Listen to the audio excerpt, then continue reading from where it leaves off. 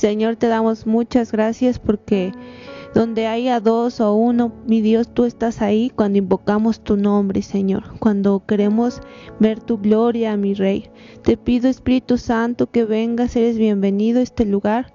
Llévate todo lo que no te agrada, mi Dios, llévate todo mal pensamiento, toda distracción, y que podamos entrar a la profundidad de tu palabra, porque tú dijiste que la verdad nos haría libres, verdaderamente libres, y aquí tenemos tantas cosas, mi Dios, por experimentar, mi Dios, por deleitarnos, Padre, pero también donde podemos ser valientes y decir, en tu palabra dice, Señor. Gracias, Padre, porque nos diste la herencia que es tu palabra, y ahí hay promesas para nuestras vidas. En el nombre de Cristo Jesús, amén. Pues en la historia hay una anécdota muy triste. Se llamaba el transporte pasaje medio. Se trataba de un barco que transportaba a esclavos de un puerto a otro, pero debido a la distancia hacia donde ellos tenían que ser transportados, a veces se tardaban de 2 a 3 meses.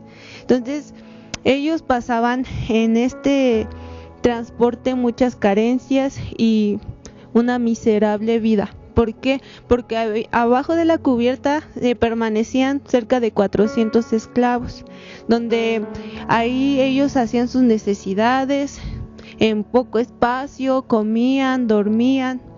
Este grupo de esclavos se dividía en jóvenes, mujeres y niños. Y esto era tan desgarrador porque las mujeres eran abusadas sexualmente también por la tripulación, por los capitanes, y esto era muy doloroso. También todavía se burlaban de ellos los esclavistas, el capitán.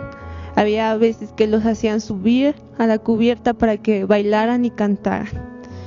Ellos estaban en total desesperación, pero su destino iba a ser esclavos por siempre.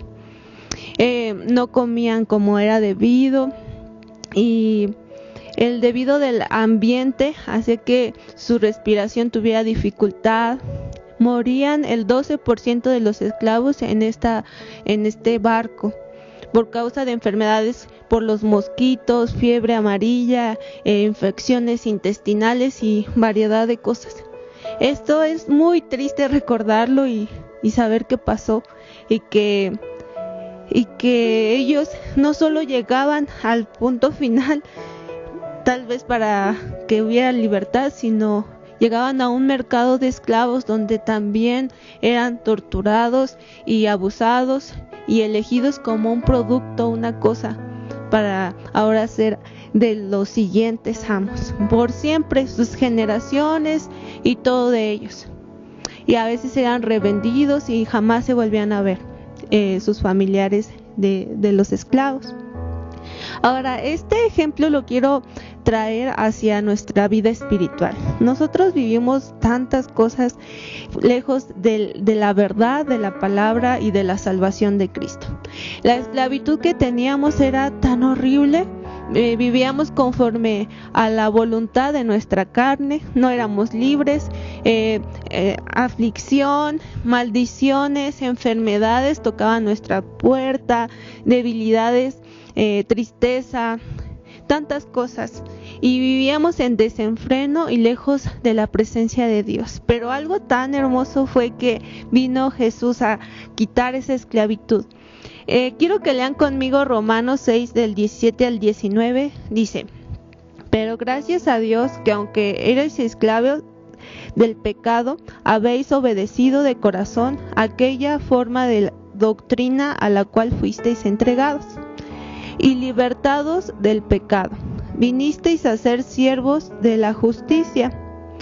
Hablo como humano por vuestra humana debilidad, que así como para iniquidad presentasteis vuestros miembros para servir a la inmundicia y a la iniquidad. Así, ahora para santificación, presentad vuestros miembros y para servir a la justicia. Aquí este texto nos habla que antes éramos esclavos del pecado y solamente nosotros vivíamos para la impureza, el desenfreno, la inmundicia y la iniquidad. Y éramos hundidos en extremo al pecado, a lo oscuro. Pero ahora nosotros somos llamados a ser esclavos a la libertad para llegar a ser santos. Ahora nosotros podemos llevar una vida recta, pero ¿gracias a qué? Sabemos gracias a qué, gracias a la salvación que vino a dar Jesús a nuestras vidas. Porque por medio de Él podemos ser libres, podemos hacer a un lado esas cadenas, esas maldiciones y declarar que hay libertad en nosotros. Porque el amor del Padre fue este: tanto amó el Padre al mundo que dio a su único Hijo, lo único que Él tenía, que tanto amaba, para que todos nosotros que creemos en Él no nos perdamos, sino que tengamos vida eterna. Así que Dios no envió a su Hijo para condenarnos, sino lo envió para que seamos salvos. Estas son buenas noticias y esto llegó a nuestra vida. Esto abrió nuestros ojos para que nosotros ahora seamos salvos y no más esclavos. ¿Qué necesita un esclavo para ser vendido? Nosotros, ¿qué necesitamos para que Jesús pueda comprarnos? Pues que Él pague, ¿verdad? Y ese pago, ¿qué fue? Cuando nosotros vamos a un mercado o vamos al súper, a comercial y queremos un producto, lo elegimos y tiene que pasar por el escáner y se ve el precio, ¿no?, en la computadora de cuánto es su valor. Pero cuando nosotros saldamos el precio, ya tenemos derecho a ese producto, ¿no? Así nuestro amado Jesús, Él entregó su cuerpo, derramó su sangre para pagar el precio de nuestros pecados, para que nosotros seamos libres, para que ya no seamos esclavos del pecado. Y hubo derramamiento de sangre. Quiero que recordemos la cena que hacemos cada mes. ¿Qué significa? La cena del Señor. Cuando fue la última cena de Jesús con sus apóstoles, Él repartió el pan y dijo: este es mi cuerpo que por ustedes es dado. Y también dice que tomó la copa con vino y dijo: esta es mi sangre que por ustedes es derramada para el perdón de pecados. O sea, Él saldó con su sangre. Esto fue precio de sangre. Nuestra alma tuvo precio de sangre para que tengamos vida eterna. Esto es hermoso porque vino a traernos todo por nosotros, cuando nosotros no valíamos nada, y Él vino y dio hasta la última gota de su sangre por el amor del Padre. Si nosotros a veces pensamos que sí, Dios nos salva, que Él está con nosotros, que ahora somos otras personas, pero sigue esa mentalidad de esclavo. Pensamos que es normal estar enfermo, que es normal que si nuestro abuelo se enfermó de diabetes, a mí también me toca, o que si el carácter de mi papá yo también lo heredé, que es normal. Y no es normal. ¿Saben por qué? Porque Jesús pagó para que nosotros seamos libres, pero libres verdaderamente. Y por medio de sus heridas nosotros fuimos sanados, y no solamente del cuerpo físico, sino también de nuestra situación espiritual. Aquí ya no entra la maldición a nuestra vida, ahora es cortada en el nombre de Jesús. Por ejemplo, en mi familia estaba, gracias a Dios, la enfermedad del queratocono en los ojos. Entonces pasó de generación a generación y llegó a tocar a nuestra puerta, a mí, a mi hermano. Pero yo me acuerdo que cuando nos decían este diagnóstico que llega a dejar ciego a las personas, y yo decía, pero yo tengo fe, yo creo en Dios y yo sé que por sus heridas yo soy sana. Y gracias a Dios Él usó los doctores para que esto no llegara a que nosotros quedáramos ciegos, pero fue gracias a Dios. No fueron las medicinas, no fue la cirugía, fue porque Dios quiso que esta maldición se cortara. ¿Y todo por qué? Porque por sus heridas somos nosotros sanos. Y todo esto que la salvación trajo a nuestro Jesús, que el pago total de nuestra esclavitud, pagó nuestro rescate y la sanidad. Todo esto es legalmente nosotros ahora hijos de Dios. Por eso tenemos toda esta herencia, porque por medio del sacrificio de Jesús podemos obtener todo esto. Gracias a Jesús, que Él es el puente que nos lleva al Padre. Él trajo redención a nuestras vidas. ¿Sí sabemos qué es redención? Redención es cuando Él perdona nuestros pecados.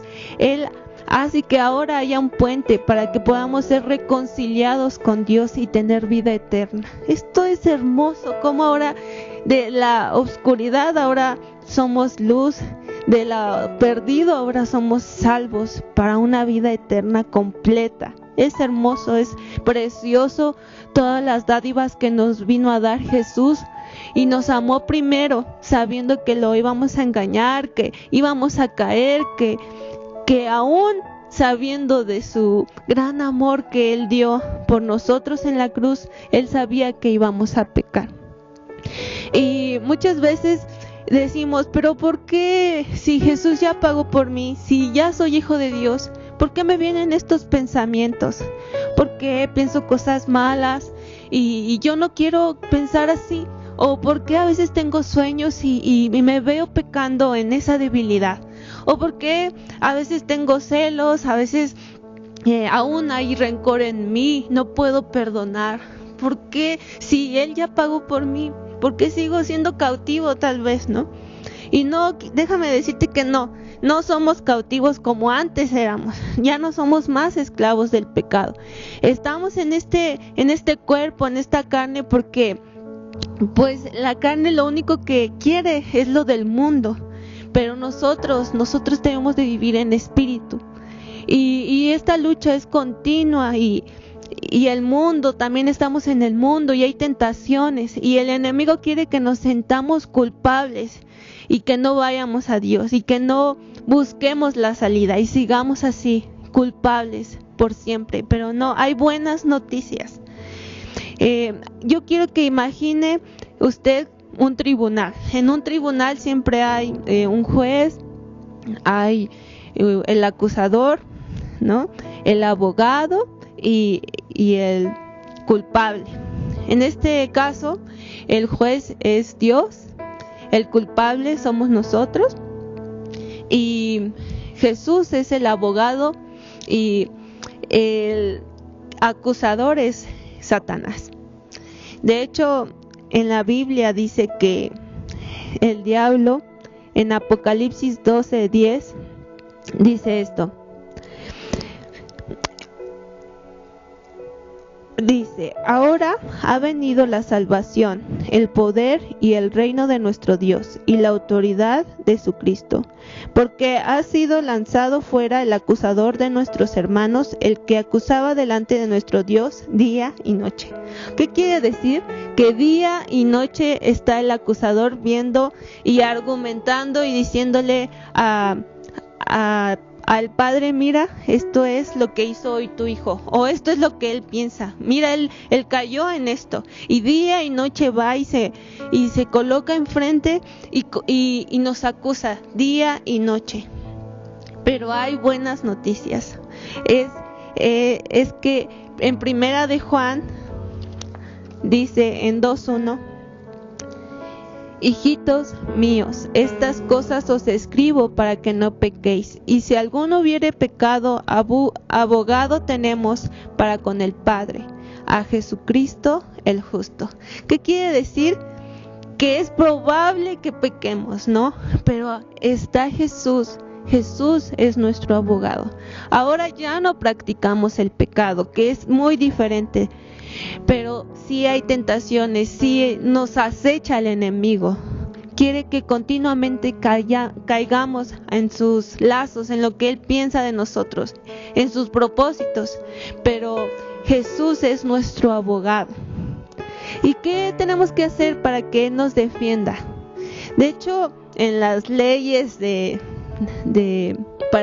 para que la condena baje, cuando el acusado todo está argumentado en su contra y antes de que llegue al juicio, él puede tomar la decisión de confesar su delito.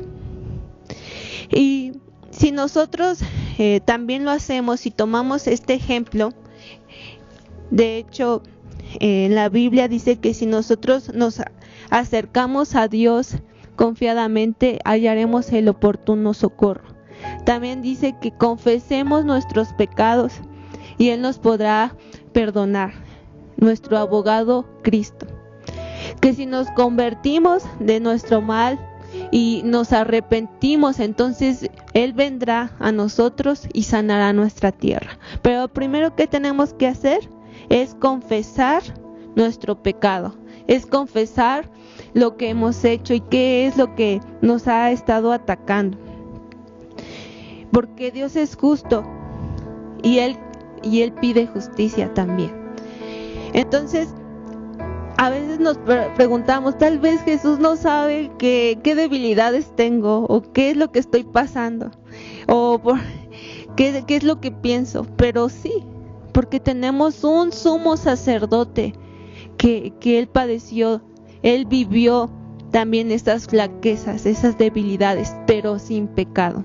O sea, Él puede comprendernos, Él sabe lo que estamos pasando, pero es necesario ir a Él para que Él nos ayude y Él abogue por nosotros, Él nos defienda ante el diablo. Sabemos muy bien que la paga del pecado es la muerte, pero la dádiva de Dios es vida eterna y nosotros queremos ser más que vencedores, queremos ser libres, ya no queremos ser esclavos, tenemos que ir a Jesús confesando nuestros pecados.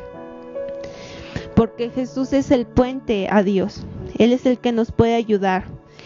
Jesús dijo que no estaría Él cuando Él ascendió al cielo físicamente, pero que Él dejaría a otro consolador. ¿Y quién es? Es el Espíritu Santo.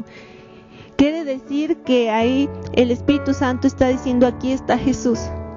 Él es representante de Jesús y Él nos puede ayudar en nuestras debilidades. De hecho, en Romanos 8:26 dice, y de igual manera el Espíritu nos ayuda en nuestra debilidad, pues ¿qué hemos de pedir como conviene? No lo sabemos, pero el Espíritu mismo intercede por nosotros con gemidos indecibles. No estamos solos, hermano. Y si usted ha caído o ha pensado, ha tenido alguna tentación o algo aún está ahí que nos separa de Dios, no le crea al enemigo de que es culpable, de que no puede presentarse ante el lugar de su presencia de Dios, que Cristo puede ser su abogado y el Espíritu Santo lo ayuda, nos ayuda, clama por nosotros, intercede por nosotros. Pero nosotros debemos recordar muy bien que el enemigo solo viene para hurtar, matar y destruir. No le creamos. ¿Para qué quiere usted estar en ese bando, no? Sabemos muy bien que lo que le espera al diablo es el lago de fuego, es sufrimiento, muerte eterna. Pero ¿qué nos espera con Jesús? Nosotros podemos decidir que Jesús gane el juicio o estar perdidos por siempre. En Romanos 8:31 dice, ¿qué pues diremos a esto? Si Dios es con nosotros, ¿quién contra nosotros? Imagínense ejércitos y ejércitos. Jesús, nuestro Dios, es el capitán de ejércitos de ejércitos. Todo. Él es el Dios de los ejércitos. Él nunca ha perdido ninguna batalla. No tengamos miedo de que ya no nos va a aceptar, de que tal vez no somos dignos. El enemigo siempre quiere que perdamos la identidad, pero recordemos que Él pagó, que Él nos redimió, y eso significa que ya Él dio todo por nosotros, que ya no tiene que venir a reclamar nada, ni a maldecirnos, ni pasar generaciones, maldición en generaciones. ¿Por qué no decidimos en estar con Dios, en buscarlo, en confesar nuestros pecados y ya no repetir más esto? Como habíamos leído, si alguno pecare, abogado tenemos ante el Padre. Puede que caigamos, pero como dice su palabra, tal vez 7 veces cae el justo, pero otra se levanta. Siempre hay solución a nuestro pecado, a nuestra caída. Pero si nosotros decidimos ir al Espíritu Santo, si decidimos tener una comunión sincera con Él, a veces es necesario orar, pero orar de madrugada. A veces es necesario ayunar, esforzarnos más. Si antes tal vez oraba poco, ahora es necesario más porque nuestro Dios dio todo y Él no merece que nosotros sigamos pecando o creyéndole al enemigo que no somos dignos, porque Él ya dio todo por nosotros. Yo siempre pienso en esto: Dios nos da oportunidades cada día. Si usted hoy despertó, es porque dice su palabra que sus misericordias son nuevas cada mañana. ¿Qué significa? Que tenemos oportunidad para arrepentirnos, que tenemos oportunidad para volver a empezar una comunión fuerte con nuestro Dios. Gracias a Dios porque podemos escucharlo hoy. Yo le invito a que cierre sus ojos y vamos a orar. Bendito Padre Celestial, te doy gracias porque siempre tú eres bueno, Padre, y nos das oportunidades, mi Dios. Perdónanos, mi Dios, porque a veces no valoramos todo lo que has hecho por nosotros, Señor, que has traído a tu Hijo, oh Dios mío, para que seamos salvos, Señor, para que ya no paguemos más por ese pecado, mi Dios, y para ser sanos. Pero a veces, mi Dios, el enemigo nos ha engañado o hemos caído, Padre, pero sabemos que Cristo es nuestro abogado.